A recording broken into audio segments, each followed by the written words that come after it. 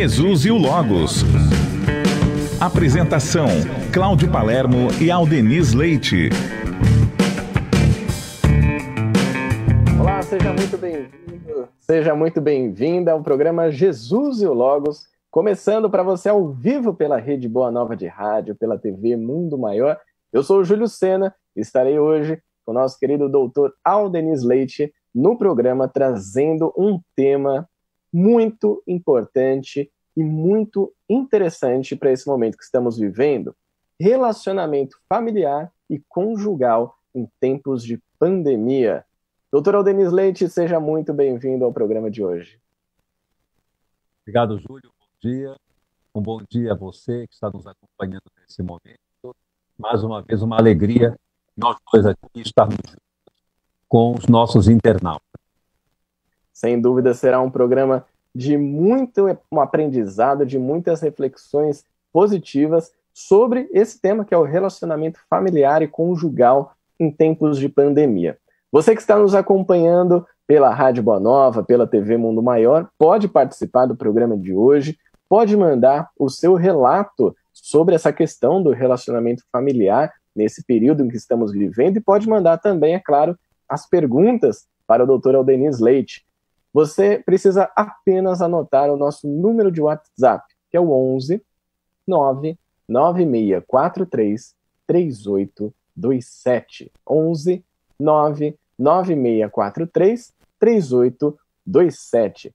Se você está acompanhando pelo nosso Facebook, o Facebook da Rede Boa Nova de Rádio, aí fica muito mais fácil. Você pode já comentar na nossa transmissão ao vivo, mandando aí a sua pergunta, mandando os seus relatos, para que a gente possa trazer no programa de hoje. E já quero pedir para que você clique no botão compartilhar, para que esse programa chegue a muito mais pessoas, em muito mais lugares. Para a gente começar então, doutor Aldeniz, eu gostaria de já trazer uma introdução, né, sobre esse tema, que é um tema tão importante, perguntando qual foi o impacto que essa pandemia trouxe na estrutura das famílias. Olha, sem sombra de dúvida, a questão da Covid-19 trouxe uma revolução total, na minha impressão, em relação à própria estrutura da família como um todo. O mais curioso que eu vejo, e eu posso dizer assim, significa a volta de todos nós ao lar. Nós aprendemos agora a retomar o nosso caminho na direção do lar. Na semana passada, no nosso programa, nós abordamos o tema na questão da saúde mental, e eu havia dito que a nossa sociedade é uma sociedade habitualmente formada para a porta do lar na direção da rua, onde vai em busca dos seus objetivos, do seu trabalho, da sua formação acadêmica, de vários aspectos de comportamento, de valores, que de uma certa forma, no nosso mundo contemporâneo, estava um pouco fora do lar, um pouco distante do lar. E aí, nós, através desse fenômeno da pandemia, retomamos um caminho agora de retorno, um caminho de volta, nos acomodando agora aos laços mais básicos, mais fundamentais. Nós tínhamos perdido a vivência das necessidades básicas representadas no lar. E agora estamos retomando isso de volta, com uma certa dificuldade, é óbvio.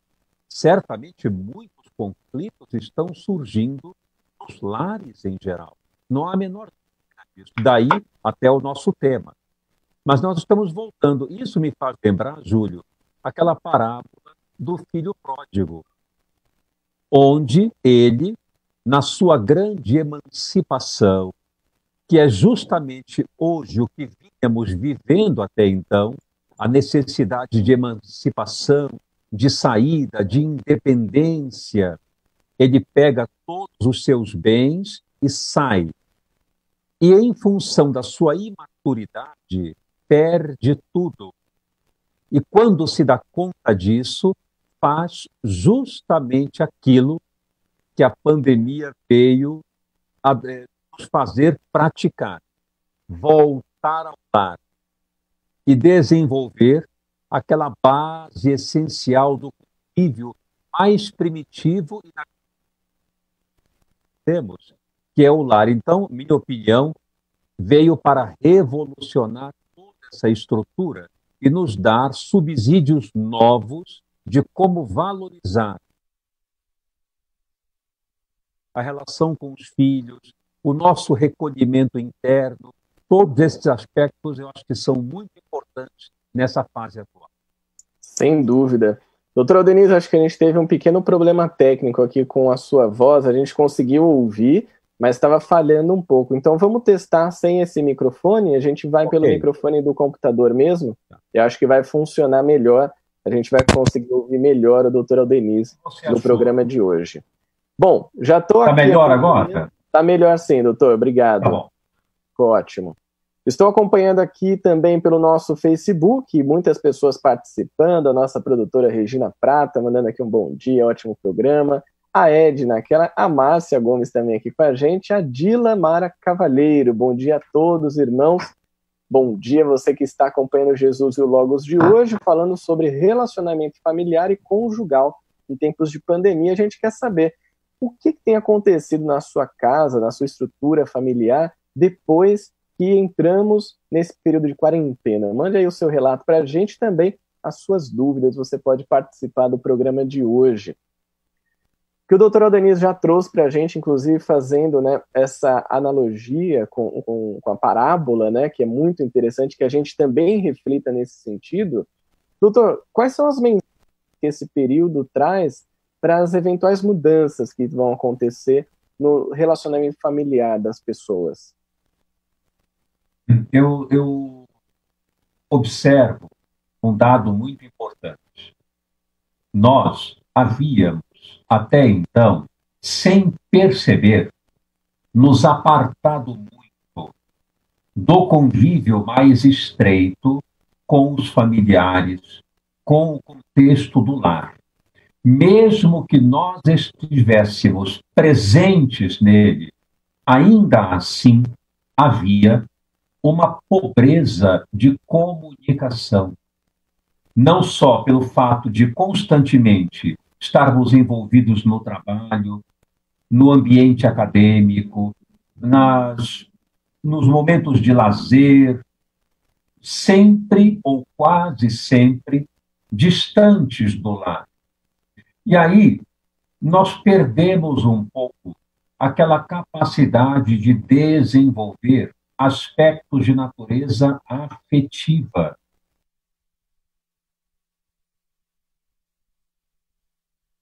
Que nos uniam lá na base da formação com aquelas pessoas ou figuras importantes da nossa relação. De modo que o momento atual está fazendo nós resgatarmos isso um pouco.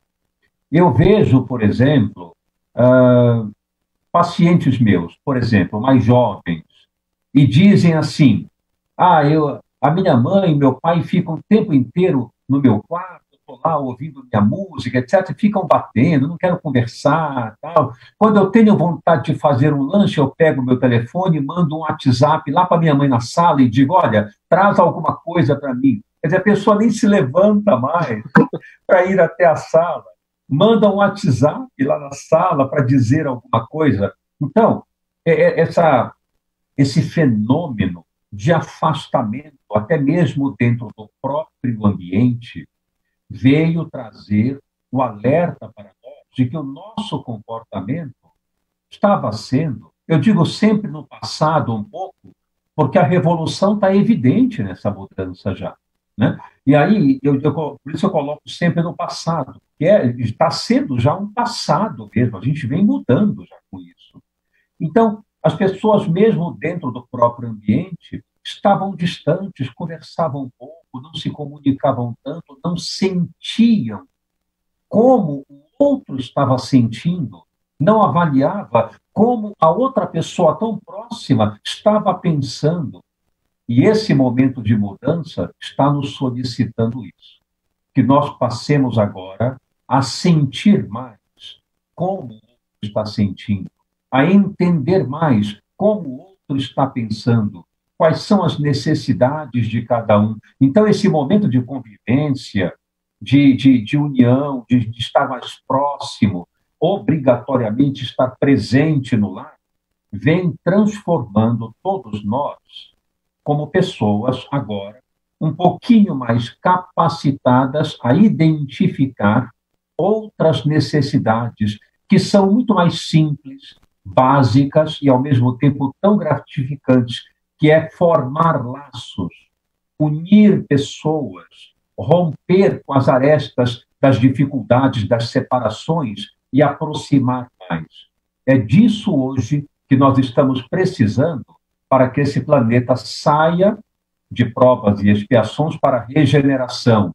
Não é tanto o desenvolvimento cultural, acadêmico, profissional, porque isso nós conseguimos demais, mas nos afastamos das pessoas, perdemos o feeling de amar, e a gente está resgatando isso agora. E a gente vê muitas situações diferentes, né, doutor? A gente tem as pessoas que têm um relacionamento familiar bacana, que elas conseguem conversar bem, ter diálogos, né, e não criar barreiras entre si. E, por outro lado, né, como você mesmo já trouxe, a gente tem aquelas situações que são mais complicadas, né? Os núcleos familiares que antes desse período da pandemia, dessa crise que nós estamos vivendo, que já eram núcleos conflituosos. E agora, ficando mais próximos, né, mais tempo juntos, pode ser que isso, então, realmente eleve-se a uma potência ainda maior e esses conflitos, eles venham, surjam, e as pessoas não saibam exatamente como lidar com isso. Existem pessoas, e a gente tem acompanhado relatos, né? O pessoal publica no Instagram, reclama no Twitter, também faz o textão lá do Facebook, ou mesmo nos grupos de WhatsApp, a gente recebe essas mensagens, dizendo que elas têm dificuldades de se relacionar com a sua família, e que agora elas estão vivendo praticamente 24 horas nessa situação. O que essas pessoas podem fazer, doutor Aldeniz, para melhorar esse aspecto do seu comportamento? Isso é bastante evidente, né? Nós sabemos, através da doutrina espírita, que o lar é justamente, como dizem os próprios espíritos, o cadinho redentor daquelas almas que naquele momento chegam juntas para crescerem, para melhorarem, para se fortalecerem e restituírem laços de afeição, talvez antes rompidos ou manchados de alguma forma. A questão é, cada criatura é um ser singular, distinto, totalmente único e irrepetível, como dizia Viktor Frankl. E aí, quando se une a uma outra criatura ou a um grupo social restrito, como é o lar, a base da formação individual, é claro que essas diferenças implicarão em alguns testemunhos. Testemunhos em lidar com a diferença emocional, cultural, cognitiva, conceptual do outro, que é totalmente diferente daquilo que nós identificamos como importante, como válido. E aí surgem as dificuldades de entrosamento. Esse aspecto é o corriqueiro. Então, toda a união de um grupo social implica em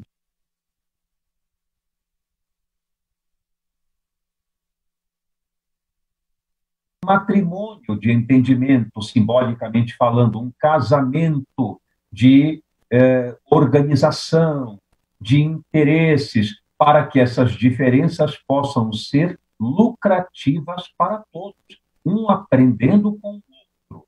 Porém, existem situações, e no nosso mundo isso é muito marcante, em que Essas reencarnações no ambiente familiar unem pessoas que no passado não eram tão identificadas umas com as outras. Trazem consigo as marcas ou memórias muito guardadas, muito sutis, de adversidades uns com os outros. E que chegam aqui, não se recordam disso, como que o outro parece ser alguém distante, incomodativo, que a gente não identifica bem. É aquilo que a gente costuma dizer, o parente difícil.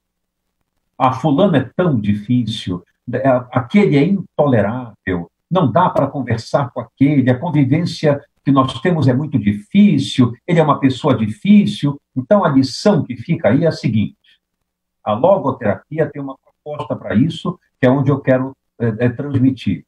Vale a pena sempre, nesse momento, quando a dificuldade de entrosamento está assim, muito complexa, quase caótica, é o momento de parar um pouco e nós, cada um de nós, fazer um exame pessoal. O que nós costumamos fazer sempre é: se ele me ajudasse, eu não estaria assim. Se ele fosse compreensivo, eu não ficaria aborrecido. Se ele me ouvisse mais, sempre o outro, nunca nós. Então, o momento é parar e fazer um autodistanciamento.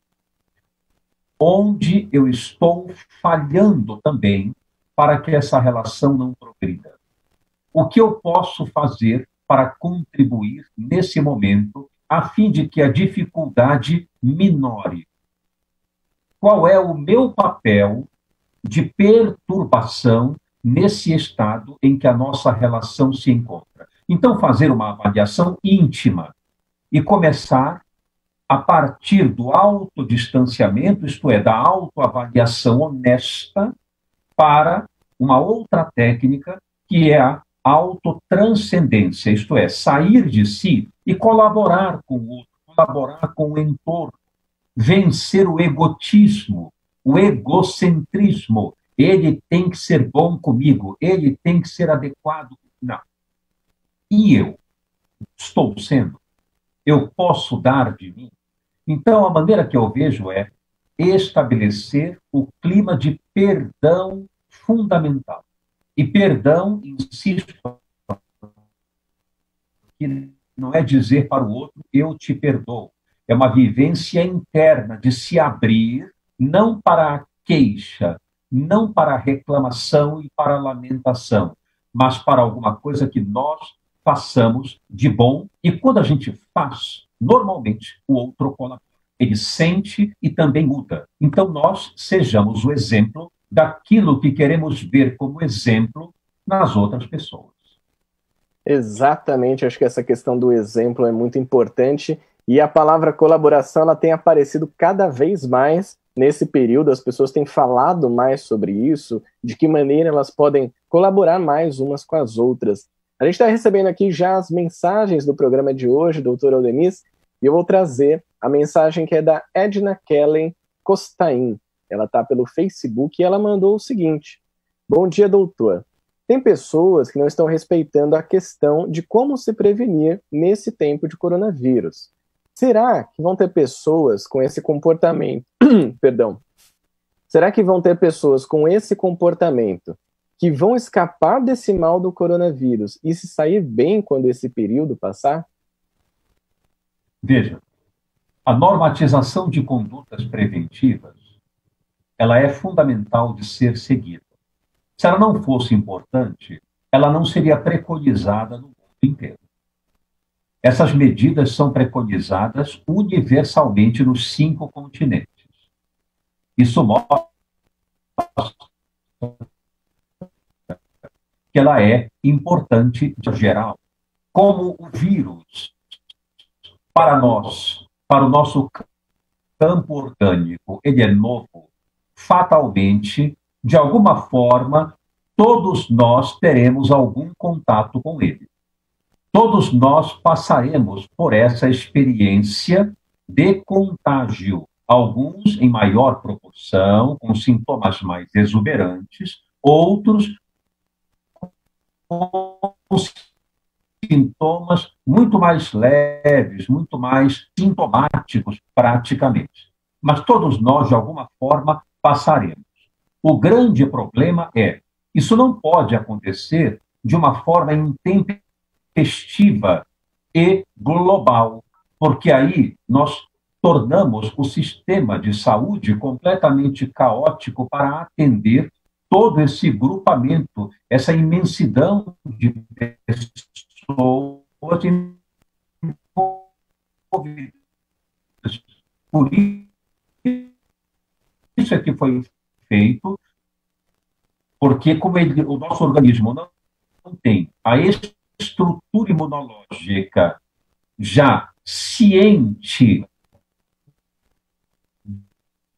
do elemento viral, anda ou de uma forma mais sintomática. Porém, isso não quer dizer que não devamos tomar as medidas de precaução habituais. Devemos, sim. Sem dúvida, é muito importante que a gente tenha esse cuidado, né, que a gente possa seguir as orientações que estão sendo passadas e, como o doutor Aldeniz falou, tomar os cuidados necessários para não sobrecarregar o sistema de saúde. Isso pode acontecer até dentro de casa, né, doutor? As pessoas querendo sair de casa, as pessoas querendo se arriscar, né, fazer as suas atividades normais. Principalmente, aqui eu quero trazer um outro aspecto para a gente falar sobre o relacionamento familiar e conjugal, que é o das crianças e adolescentes que estão em casa, né, que precisam ficar restritos ao lar e que muitas vezes tinham as suas atividades de esporte ou mesmo de lazer, de estudo fora de casa, e isso, de certa forma, é muito importante nesse momento da vida, né, de todo mundo, na infância, na adolescência. Como lidar, como os pais podem lidar com essas crianças e adolescentes que estão restritos ao lar? Olha que interessante, né?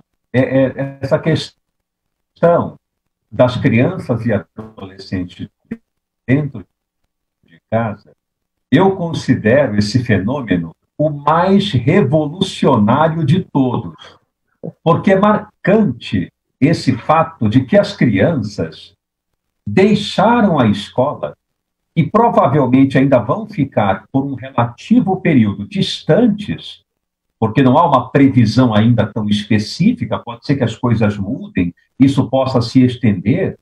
Nunca se viu um afastamento escolar tão intenso como esse, de longa data. Pelo menos nos bons últimos tempos, aí, de muitos anos atrás. Não se viu isso. Então, eu conversando com alguns pacientes meus, senhoras e senhores, enfim, que têm filhos em casa, falo, olha, eu nunca fiquei de cabelo em pé como eu estou ficando agora, porque está um desespero. Então, como lidar com isso? É um grande desafio, porque são pessoas ali numa fase totalmente voltada para o exterior, não para o interior. Tudo que elas não fazem é o autoexame. O exame todo é do que está fora. É o olhar, é o colorido do cotidiano, são aquelas coisas de interesse que estão diante delas, é tudo de dentro para fora. Então a energia sai o tempo inteiro voltada para o ambiente. E isso deixa os pais completamente enlouquecidos. Então é necessário montar, sim, uma estrutura em casa que possa ser gratificante. Do ponto de vista comportamental, inicialmente, fazer com que elas aprendam a ter contato com fatores gratificantes e, ao mesmo tempo, lúdicos que levem a um grande aprendizado. Então, escolher filmes adequados, sadios. Olha, tem muitos filmes legais aí que trazem um enriquecimento muito grande.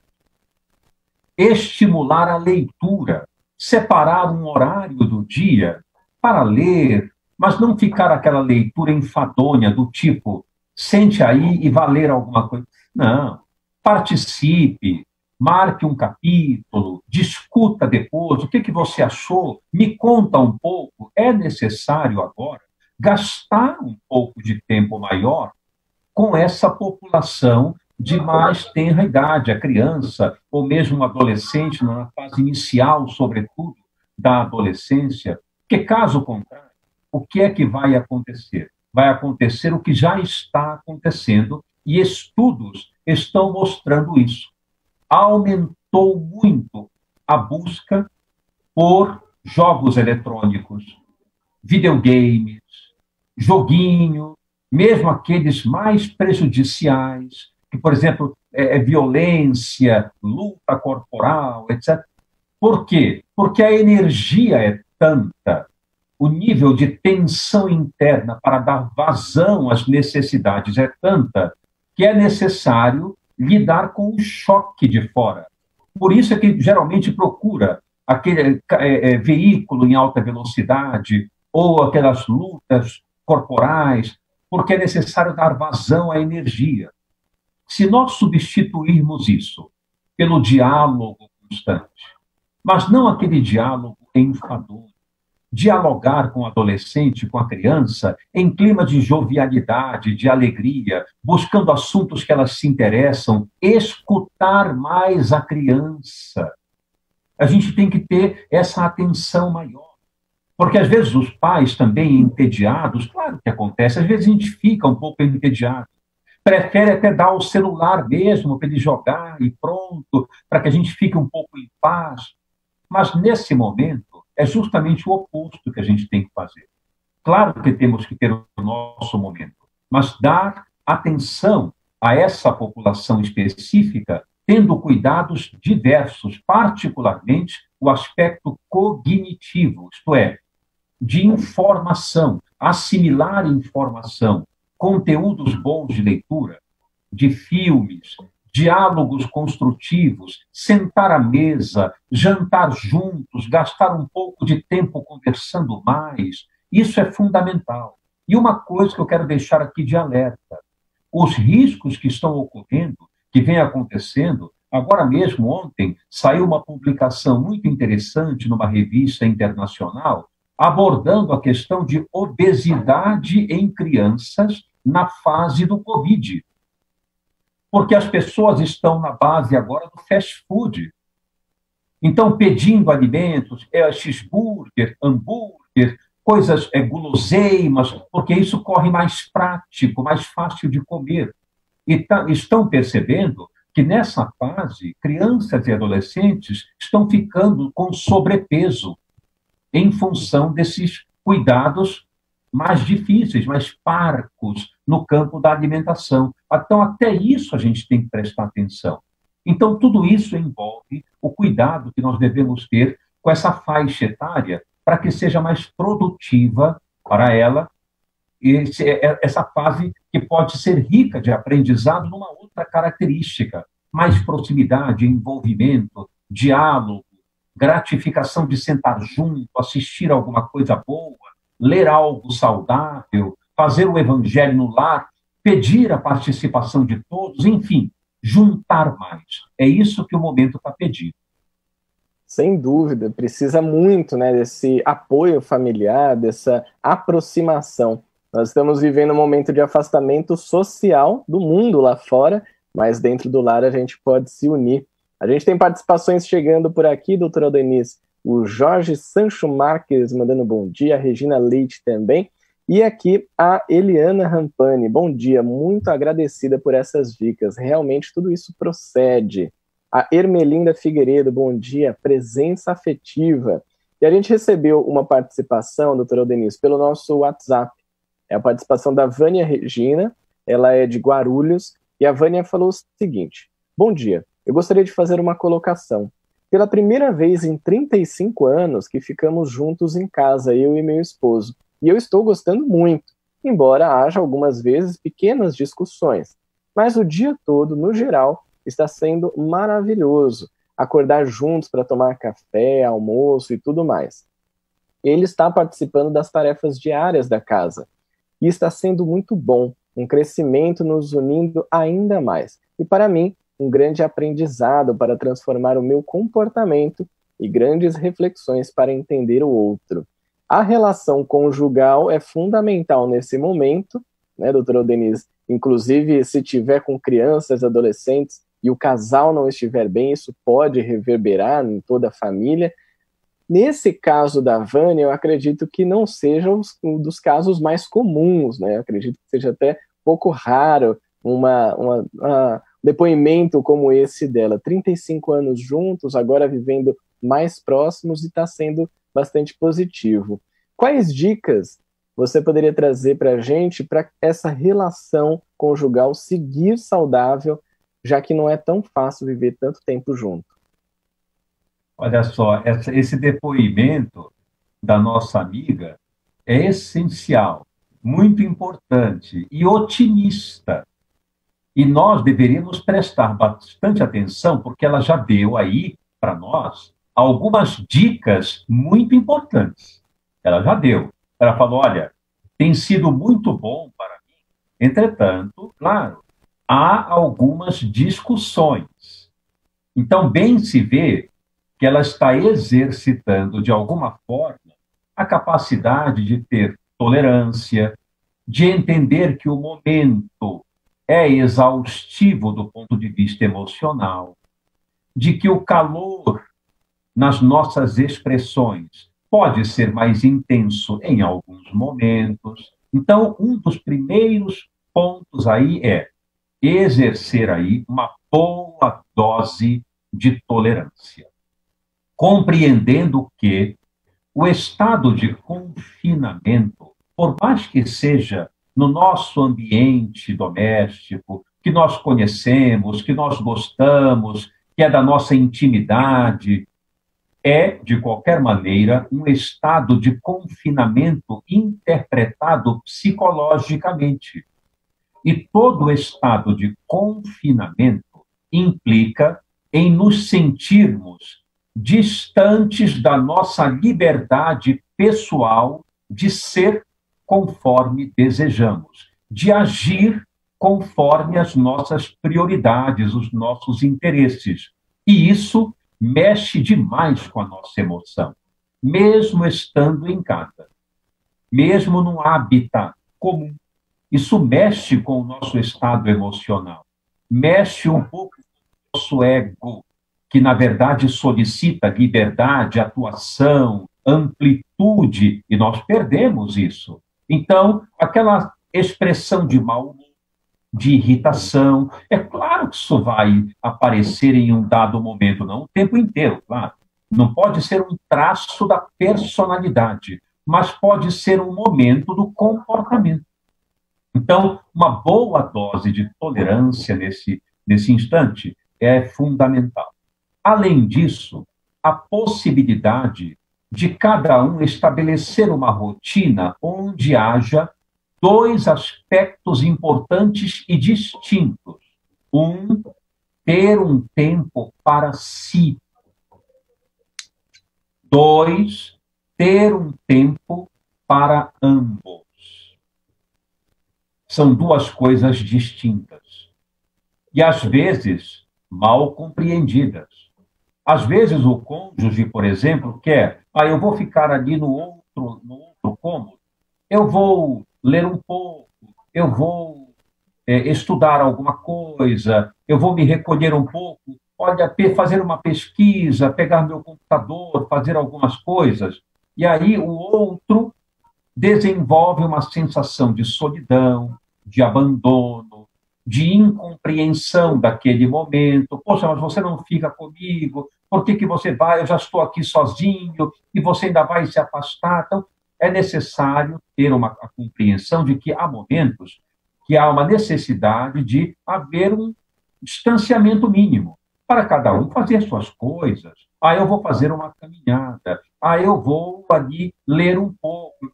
Isso é muito importante. Experimentar, em certos períodos, a liberdade de fazer coisas sozinho.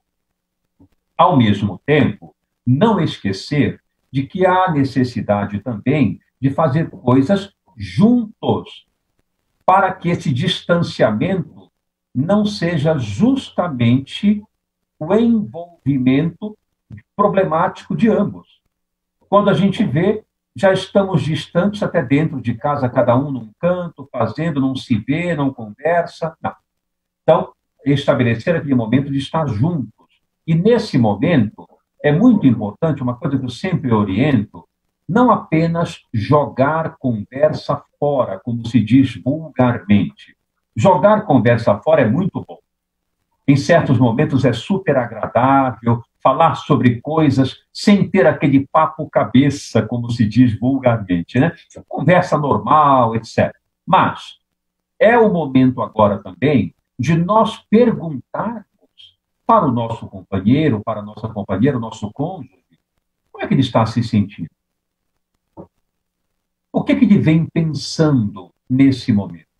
Dentro de si, como é que ele está vendo a própria vida? O que nós podemos fazer de melhor? Colaborar nesse sentido. Essa abertura de comunicação, o que, aliás, a comunicação frequentemente é muito pobre. Geralmente, nós conversamos no cotidiano, pagou aquela conta, viu o e-mail, foi na casa do fulano, coisas operacionais. Quando temos agora que aproveitar o momento para conversar sobre elementos emocionais. Olha, você sabe o quanto você é importante para mim? Talvez eu não tenha dito isso já há um bom tempo, mas eu queria dizer agora. Você é uma pessoa muito importante. Acolhimento, expressão de sentimentos. Essa é a forma de gastar um momento a dois, tendo um diálogo acolhedor, um diálogo afetuoso, fortalecendo os laços de união. Então, não só o papo comum. Claro, vamos colocar aquele papo em dia, aquele bate-papo alegre, isso é excelente. Mas façamos agora também essa avaliação de sentir um pouco como o outro está. No que eu posso colaborar? O que você vem pensando do que está acontecendo agora? Você está ansioso, não está? Está preocupado? Posso ajudar? Fale um pouco comigo. Trocar uma experiência de emoções, porque isso aproxima, isso junta, e o momento pede justamente isso. Exatamente. A gente tem mais participações chegando por aqui, doutora Denise. Essa aqui é bastante importante. É da Marisa, a Marisa é do Jardim Brasil, e ela disse o seguinte: tem um filho dependente químico que não quis ficar em casa conosco na quarentena devido ao uso de drogas. Como resgatar a convivência com ele neste período de pandemia e resgates do passado? É um momento bastante complexo, sem sombra de dúvida. É uma situação muito dolorosa. Até porque, normalmente, o dependente químico, pela própria experiência angustiante que ele vive, seus mecanismos de defesa estão totalmente aflorados. E o principal mecanismo de defesa que ele adota, por perceber a sua impotência diante do problema, diante da patologia, é isolar-se, evitar contato, afastar-se de toda forma, dificultando o contato, a aproximação dos familiares para poder auxiliá-lo realmente. Não há uma receita de bolo para isso. A receita é persistirmos o quanto pudermos para trazer a pessoa para perto de nós. Eu sei o quanto isso é difícil e o quanto, por exemplo, os pais e aqueles tutores mais diretos da pessoa dependente química, o quanto padecem para conseguir isso. Parece ser fácil o que eu estou dizendo, mas não é, não. Eu sei o quanto é difícil. Mas existe uma outra forma? Não. Nós precisamos experimentar de todas as maneiras formas de acolhimento, formas de diálogo saudáveis, sem condenação, sem crítica, sem ofensa, sem nenhum tipo de repúdio, de ostensividade. Ao contrário, devemos ser acolhedores nesse momento e dizer, olha, o que quer que aconteça, você sabe que você tem afeto, que você tem o nosso amor, nós queremos apoiar você. Não podemos, claro, concordar com essa situação, claro que não, mas apoio, afeto, amor sincero, você sempre tem. Então, esteja conosco, fique um pouco conosco, venha absorver de nós esse afeto e esse amor que nós temos para dar a você. Aproveite isso enquanto há tempo. Então, coloquemo-nos de coração aberto para acolhê-los e, num diálogo muito franco, mostrar que existem coisas muito mais importantes, muito mais significativas, que podem suplantar a dependência química. E uma delas, não há a menor dúvida, é o valor que tem o afeto e o amor entre as pessoas. É somente isso, no fundo, que resgata a criatura do seu buraco, da sua infelicidade. Não tem outra maneira. Então, é essa forma que nós devemos adotar, é acolher, dialogar, abrir-se, colocar-se de prontidão para auxiliar sem crítica e esperar, é claro, que ele possa corresponder. Nem sempre isso acontece, porque nós não podemos regular a vida de ninguém, mas nós podemos nos colocar a serviço dessas vidas. Isso dá para fazer e é o que precisamos fazer. Já chegando aqui quase ao final do nosso programa de hoje, doutora Aldenise, eu quero agradecer o pessoal que está aqui nos acompanhando, a Elaine Stroder, da Vila Carrão. Bom dia, queridos, este programa é excelente, os temas sempre atualizados com o que precisamos ouvir. A Maria José, que é de Portugal, mandando aqui a mensagem para a gente também, a Solange Camargo. Bacana. Bom dia, meninos, estamos juntos, namastê. Muito obrigado pelas participações. Doutora Aldenise Leite, muito obrigado por dividir conosco, compartilhar tantos ensinamentos, tantas informações importantes. Júlio, eu que agradeço a participação de todos. Semana que vem, no mesmo horário, estaremos juntos com um novo tema. Sempre um prazer ter você aqui comigo, Júlio, e vocês que estão também nos acompanhando. Não tem preço a alegria de nós estarmos aqui reunidos. Obrigado por tudo. A alegria é nossa, o prazer é todo nosso, doutora Aldenise. Muito obrigado a você que nos acompanhou, que esteve ligado aqui no programa Jesus e o Logos de hoje. Agradecendo toda a nossa equipe técnica, Marcos Magrini, Jefferson Silva, Oliver Schutz e também lá na telefonia Margarete Papinelli, também proporcionando que este programa chegasse até você. Semana que vem tem mais Jesus e o Logos por aqui, quinta-feira às 10 horas da manhã, e daqui a pouquinho, Jornal Nova Era. Grande abraço, ótima semana a todos, fiquem com Deus.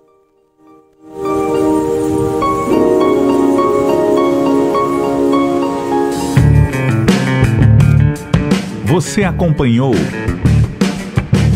Jesus e o Logos.